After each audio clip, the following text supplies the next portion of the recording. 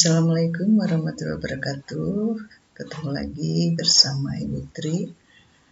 Kita bahas pada pertemuan kali ini itu perbandingan trigonometri. Silahkan kalian menyiapkan diri kalian dengan kertas dan sebagainya. Nah, pada perbandingan trigonometri ini kita akan, setelah kalian menerima penjelasan ini, diharapkan kalian bisa menentukan perbandingan trigonometri pada segitiga siku-siku. Nah, tanpa disadari, kalian mungkin menjumpai penggunaan konsep trigonometri dalam kehidupan sehari-hari.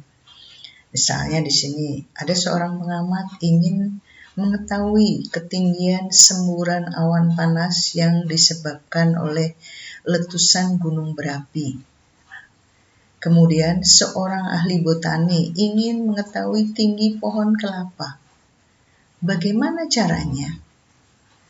Apakah orang itu, pengamat itu misalnya ingin tahu tinggi kesemburan, dia harus naik gunung? Nah, kan gunungnya meletus. Terus bagaimana mengukur tinggi pohon kelapa? Apakah harus naik pohon kelapa? Nah, disinilah dengan ilmu pengetahuan yaitu trigonometri, kalian nanti bisa ditunjukkan, akan bisa menentukan apa yang dalam menghitung tinggi itu dengan menggunakan ilmu tersebut. Nah, pengertian perbandingan trigonometri adalah perbandingan ukuran sisi-sisi suatu segitiga siku-siku apabila ditinjau dari salah satu sudut yang terdapat pada segitiga tersebut. Nah, perbandingan trigonometri di situ bisa kalian perhatikan segitiga ABC. Nah, siku-siku di B. Nah, maka untuk menentukan perbandingan trigonometrinya, perbandingan trigonometri yang pertama yaitu sinus alfa. Nah, alfa. Jadi kita memakai sudut alfa. Jadi sinus alfa, maka rumusnya kalau sinus itu adalah sisi di depan sudut. Nah, sisi depan sudut dibagi sisi miring. Nah, ini sudutnya. Sisi depan sudut itu ini, AB. Sisi miringnya adalah AC. Jadi sin itu adalah demi, D itu dari depan, mi itu dari miring. Sekarang kosinus atau cos alfa. Jadi yang dipakai sekarang sudutnya alfa. Cos itu adalah sami, kalau untuk mudahnya menghafal. Sami dari kata sisi samping. Sisi samping. Ini sudutnya. Sisi samping itu ini BC. Dibagi sisi miring yaitu AC. Nah, jadi bisa disingkat sami itu untuk cos. Kalau untuk tangan atau di sini kamu lihat tangan itu dari sisi depan sudut per sisi samping. Jadi kalau disingkat untuk memudahkan menghafal itu tangan itu adalah desa depan per samping. Depannya AB, sampingnya BC. Jadi sin, cos, dan tangan sudah dapat metode hafalan. Kemudian kebalikan dari sin, cos, dan tangan. Nah, di sini kamu perhatikan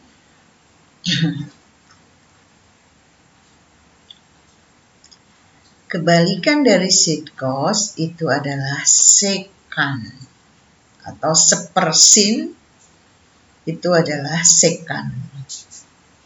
Jadi ini sama dengan seper AB per, saya ulang, seper AB per AC. Jadi bisa diubah menjadi AC per AB. Sedangkan untuk kebalikan dari seperkos itu adalah kosekan. Kebalikan dari kotangan adalah sepertangan. Jadi ini sama dengan 1 per kos. Kosnya tadi itu adalah BC per AC. Nah, bisa diubah kalau seper, jadi menjadi tinggal dibalik aja. Di sini menjadi AC per BC. Begitu juga untuk tangan. Untuk tangan. Nah, jadi sudah dapat 6. Sekarang kamu lihat ini ada segitiga ini, ya. Segitiga DEF, siku-siku di D. Kamu disuruh mencari perbandingan trigonometrinya untuk sin alfa, untuk alfa, sudut alfa. Jadi dengan mengingat tadi, ya, di sini kalau diperhatikan, nih FD-nya sudah tahu, panjangnya, DE-nya udah tahu. Berarti kita hitung dulu sisi miringnya EF menggunakan teorema Pythagoras. Seperti ini dapatkan, jadi EF panjangnya adalah 10. Sehingga perbandingan trigonometrinya yang pertama sin A. Sin A tadi perbandingannya adalah demi. Ini sin alfa, demi depan sudut per miring. Jadi DE per EF berarti 6 per 10. EF-nya tadi 10.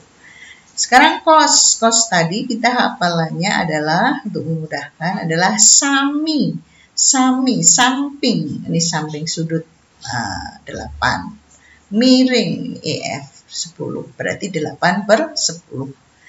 Sekarang tangan tadi hafalannya adalah depan samping, depan 6 samping 8. Nah, tuh. Ya, pelan-pelan dipahami, dihafal, insya Allah nanti bisa. Lanjut sekarang sudut istimewa. Jadi sudut istimewa itu di dalam trigonometri itu 0 derajat, 30 derajat, 45 derajat, 60 derajat, dan 90 derajat. Kita coba lagi di sini. Ada segitiga ABC. Sudah diketahui di situ. Disuruh menghitung misalnya untuk sin 30. Sin 30 pakai sudut 30 derajat. Sin tadi itu adalah demi. Lihat saja sini. Depan itu panjangnya 1. Miring panjangnya 2. Jadi sin 30 itu 1 per 2. Cos 30. Cos tadi adalah sami. Lihat samping. Miring. Berarti akar 3 per 2. Tangan itu desa. Depan. Samping. Berarti 1 per akar 3. Atau seperti ini. Nah, kemudian kalau tadi kebalikan dari sin itu adalah, nih rumus kebalikannya dari sin itu adalah sekan.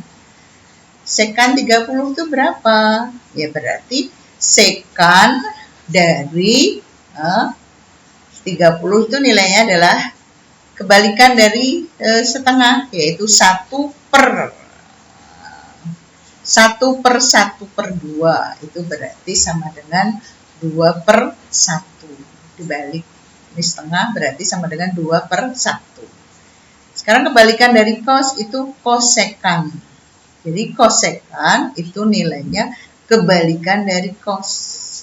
Kosekan 30 berarti di sini tinggal dibalik, yaitu 1 per akar 3 per 2 sebenarnya hasilnya. Jadi bisa ditulis 2 per akar 3. Begitu juga untuk untuk kotangan. Kotangan itu kebalikan dari tangan. Jadi kotangan 30 berarti 1 per 1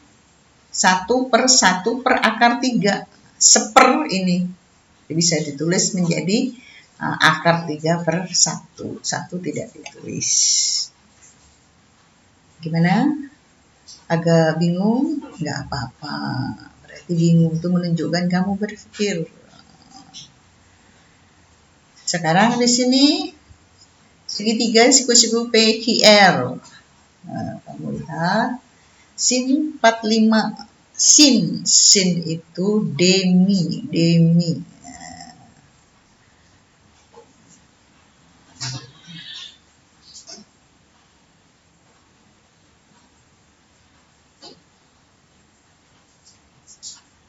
Jadi demi berarti 1/akar 2. Dirasionalkan menjadi setengah akar 2. Cos 45. Cos 45 berarti sama 1/akar 2. Bisa ditulis seperti ini, sama. Jadi ini sudah bentuk rasional. Tangan 45 berarti desa. Tangan 45. Depan samping. Oh, ini salah. Harusnya 1. Nah, itu contoh. Nah, sekarang penggunaannya. Ini lihat nih. Seorang siswa dengan tinggi 1,7 meter berdiri dengan jarak 50 dari sebuah gedung. 50 meter dari sebuah gedung. Berapakah tinggi gedung tersebut jika sudut pandang siswa terhadap puncak gedung adalah 60 derajat? Jadi digambar nih, ini tingginya siswa 170 cm. Dia sudut pandangnya terhadap gedung, nah, sudut pandangnya ini 60. Nah, selanjutnya jaraknya di sini, jarak gedung ke siswa tersebut 50. Jadi berarti di sini diketahui ini 60, ini 50 meter, ini sudutnya sekian. Nah, yang ditanyakan berapa tinggi gedung tersebut. Jadi tinggi gedungnya ini. Tapi dibantu dengan segitiga siku-siku ini, nanti kamu menemukan ini tinggi ini, baru nanti tinggi gedung ditambah dengan tinggi siswa itu. Nah, bisa membayangkan itu pemakaian ilmu di dalam kehidupan sehari-hari. Nah, bisa dimisalkan begini, tinggi gedung dari sudut pandang siswa itu misalnya Y. Tinggi gedung berarti tinggi siswa ditambah Y tadi. Nah, karena Y tadi adalah bantuan dari segitiga siku-siku. Sudutnya 60. Nah, berarti kita pakai perbandingan trigonometrinya tangan 60. Tangan tadi desa. Nah, desa berarti depan dan samping. Depan tadi itulah tinggi gedung, samping itu jaraknya siswa tadi ke gedung. Nah, tangan 60 itu nilainya adalah akar 3. Nah, kita operasikan. Nah, berarti di sini Y sama dengan akar 3 kali 50 meter. Nah, berarti 50 akar 3. Selanjutnya di sini. Nah, jadi tinggi gedungnya berapa? Tinggi gedungnya tadi udah ketemu 50 akar 3. Nah, anak tadi kan tingginya segini, harus kita jumlahkan. Jadi, tinggi gedung seluruhnya hasil penjumlahannya tadi yaitu 88,2 meter. Nah, itu tinggi gedung. Jadi, tinggal memakai ilmu tadi. Tidak usah kita memanjat dari mengukur dari bawah lah. Dari dasar ke atas gedung. Nah, itu manfaatnya ilmu kayak begitu. Nah, ini bisa kalian pakai sebagai latihan. Misalnya Siva dan Eres berdiri berseberangan. Mereka memandang tiang bendera yang tingginya 6 meter dengan sudut masing-masing 30 derajat dan 45 derajat. Berapakah jarak keduanya? Berarti ini digambarkan sehingga ini ada segitiga, ada dua segitiga.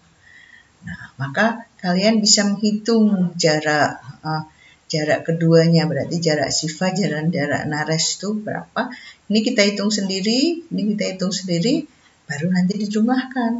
Nah, itu langkahnya. Nah, latihan kedua, ini sama segitiga siku-siku, ini sudut siku-sikunya di A, sudut C-nya 30, BC-nya 10.